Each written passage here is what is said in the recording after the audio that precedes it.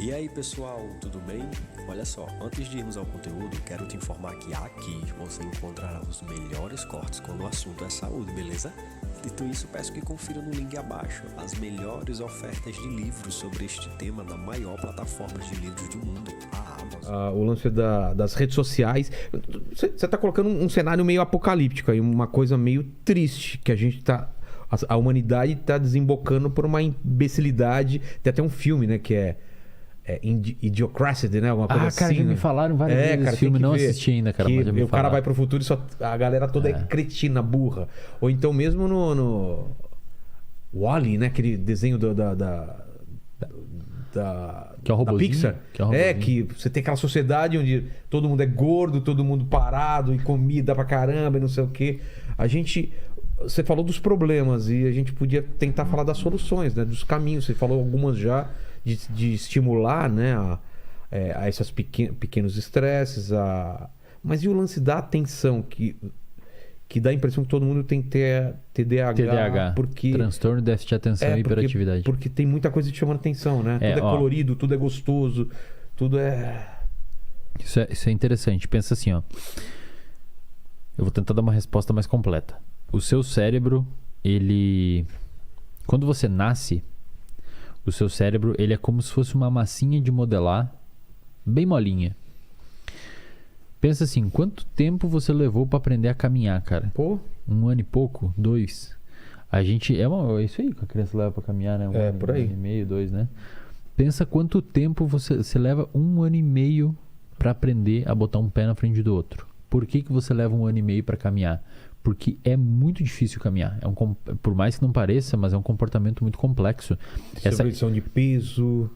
Saber botar o equilíbrio, não botar o pé torto. Depois, com o tempo, seu cérebro automatiza esse processo e você cria um padrão motor que você caminha sem pensar que precisa caminhar. Mas no início é custoso.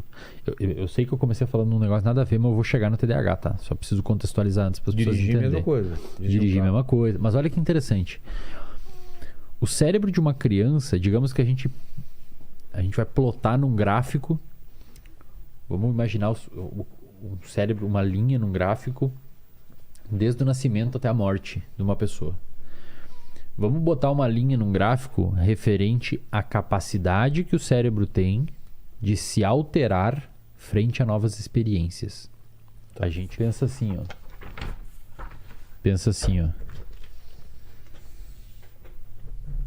Vai pegar? Melhor outra cor? Pega sim. Pega?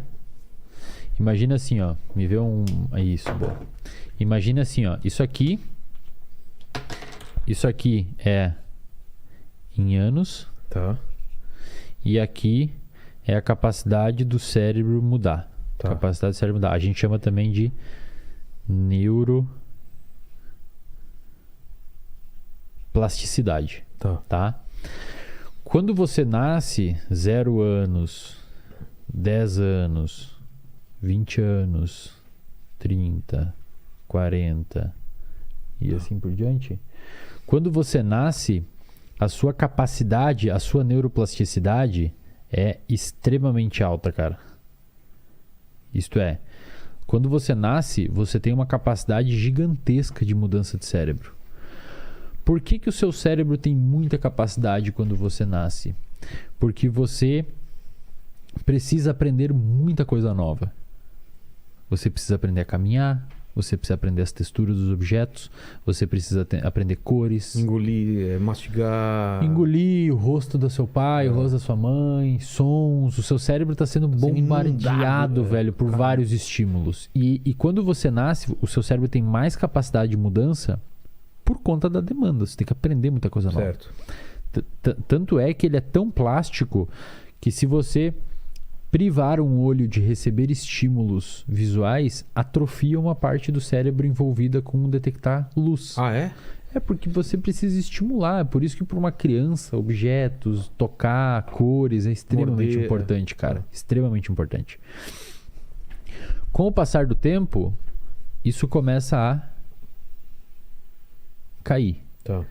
Então, a habilidade do seu cérebro de mudança começa a decair com o passar do tempo. Em contrapartida, quanto menor é quanto mais a capacidade do seu cérebro de mudança diminui, mais esforço você começa a ter para mudar o seu cérebro. Tá. Então isso aqui é o esforço. Esforço para aprender algo Novo. Ok? Tá. Então pensa assim, ó.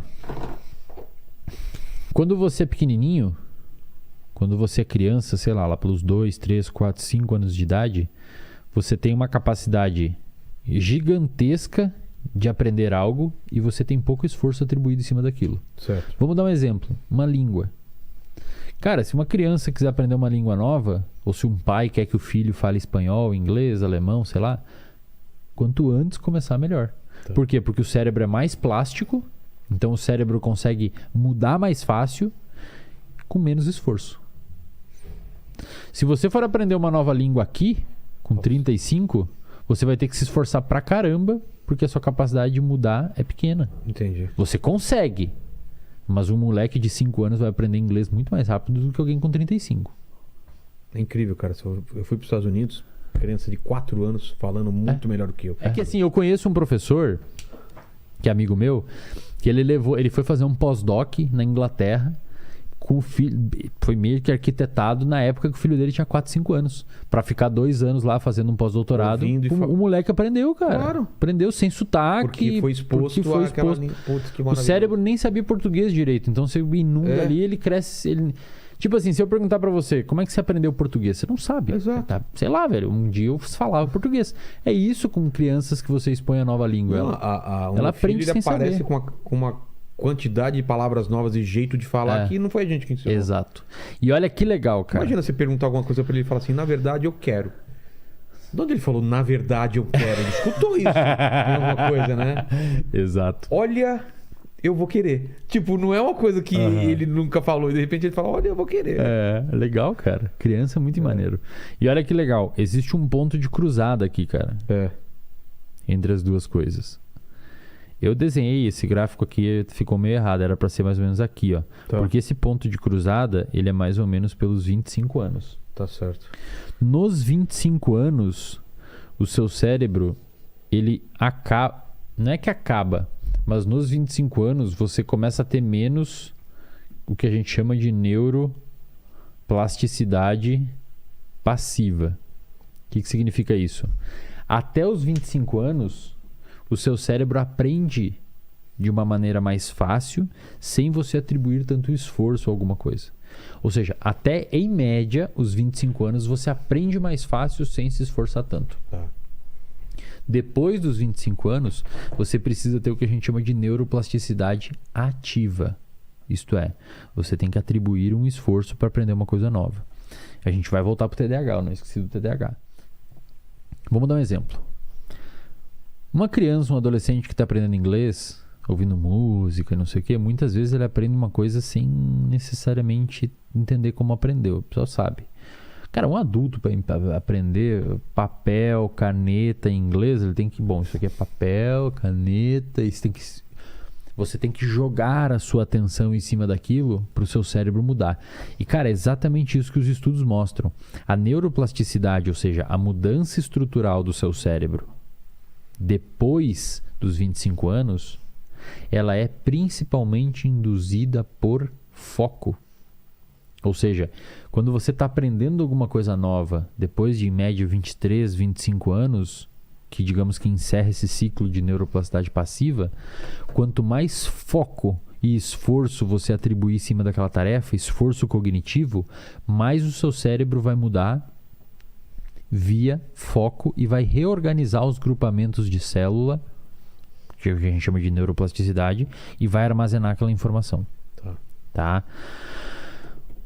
O TDAH, dentro desse contexto, o TDAH é um transtorno que a gente chama de transtorno do neurodesenvolvimento. Transtorno do neurodesenvolvimento significa o quê?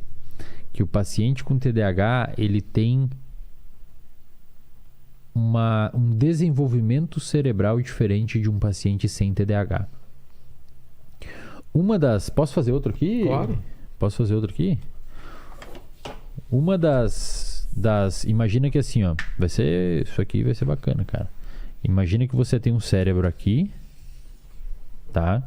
Isso aqui é um cérebro, tá? Aqui, no caso, estariam os seus olhos. Um balão de... Aqui estariam os seus olhos. Meio feio o cérebro, mas vocês entenderam.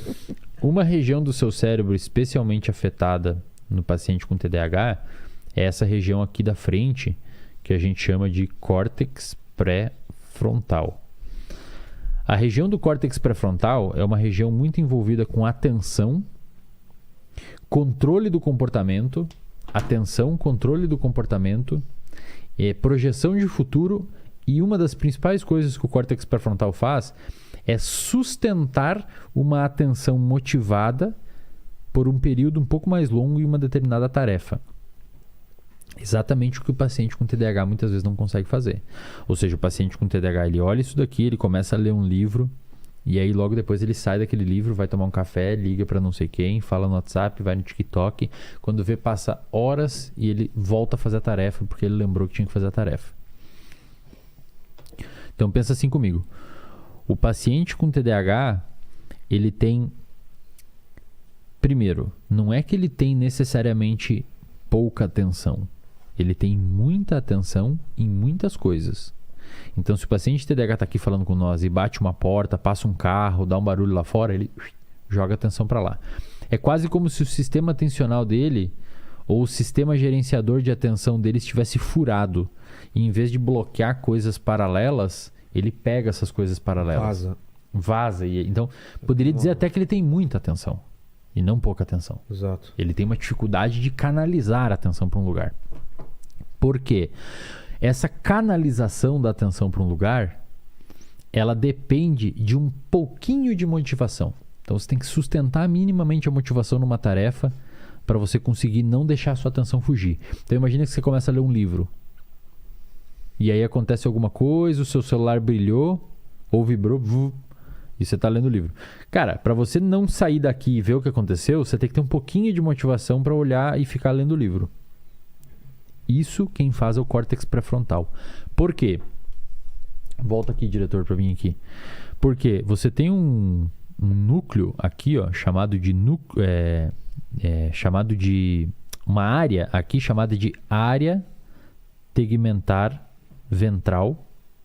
Essa área tegmentar ventral, dela saem neurônios produtores do neurotransmissor que a gente chama de dopamina. Tá. E esses neurônios ascendem até o seu córtex pré-frontal. Cara, eu nunca vi isso aqui sendo falado na internet brasileira, cara. Vai ficar bem legal, a galera vai curtir. Exclusivo.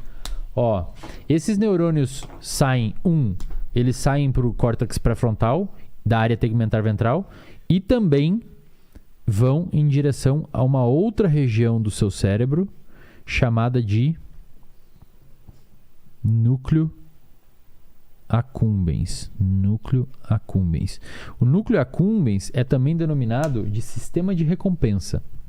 Então, os seus neurônios produtores de dopamina, eles saem da área tegmentar ventral e vão tanto para o córtex pré-frontal quanto para o núcleo accumbens. O córtex pré-frontal gerencia atenção sustentada, atraso de recompensa, é uma área mais racional, é uma área envolvida com controle de estímulos, é uma área de planejamento, projeção de futuro. Cenários possíveis. Tipo, eu vou ter que ler esse livro porque eu tenho prova. Ah, tá. Tenho que fazer isso aqui, senão eu vou me fuder na prova e tal. Tá. Isso daqui é o que a gente chama de sistema de recompensa. Tá. Então, quando você vai comer um chocolate, vai fumar um cigarro, vai beber álcool, vai ver pornografia, são esses neurônios aqui que se ligam e jogam dopamina aqui para você fazer esse comportamento. O paciente com TDAH, cara, ele tem, digamos que isso daqui, ó, de dopamina no córtex pré-frontal. Isso daqui é menos dopamina do que uma pessoa normal. Aqui é hipotético, tá? Eu só estou ilustrando hipoteticamente. O paciente com TDAH, ele tem menos dopamina no córtex pré-frontal. Então, o TDAH,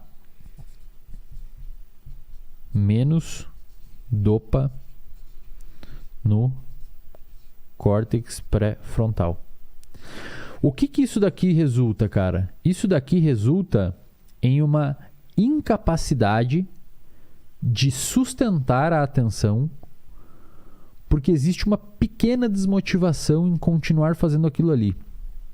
E olha que interessante, eu não estou dizendo que o paciente com TDAH ele é desmotivado ou ele acha que aquilo ali não é importante. Não. Eu estou dizendo que fisiologicamente, neuroquimicamente, ele tem um pouquinho menos, como se tivesse um pouquinho menos de óleo que está lubrificando as engrenagens do cérebro que canalizam a atenção para um lugar. Ao mesmo tempo, o córtex pré-frontal é uma região envolvida com controle de comportamento. Então, por exemplo, para nós dois estarmos sentados aqui hoje e ficar sentado aqui e não levantar e ir lá pegar um negócio ou não levantar e mexer o celular, é o córtex pré-frontal que está fazendo. É como se a gente tivesse a capacidade de colocar a cortina aqui e deixar o foco aqui. Também. E isso. o TDAH, ele... Não tem a cortina. Ou ele fecha a cortina, mas é cheio de buracos. Exato. Ele vê através dos buracos. E se passar alguma coisa, ele fica olhando, cara. Isso. Sim. E aí, se você tem que ler um negócio, você não consegue. Então, esse é um dos pontos. Pelo fato de ter uma redução de dopamina no córtex pré-frontal, o paciente com TDAH não consegue sustentar a atenção em algum lugar, porque a dopamina ela não é envolvida com prazer, ela gera motivação. Entendi. Então, se você tem um pouquinho de dopamina residual aqui, você consegue ficar olhando esse livro e lendo e ignora todo o resto. Se você não tem, tudo começa a se transformar em importante. Porém, existe um componente no TDAH que é esse aqui, ó. O H. É o hiperativo. Não é todo o TDAH que é hiperativo, mas não é todo o paciente com déficit de atenção que tem o componente de hiperatividade. Tem uns que tem só TDA, só a desatenção, e tem uns que tem o H, são hiperativos também. Por que o sujeito é hiperativo? Pela mesma razão. Pelo fato de ter pouca dopamina na região que controla o comportamento e inibe o comportamento, o paciente não consegue ficar muito quieto. Entendi. É mais ou menos como se o córtex pré-frontal fosse o freio do cérebro e o paciente com TDAH tem o freio não funcionando muito bem.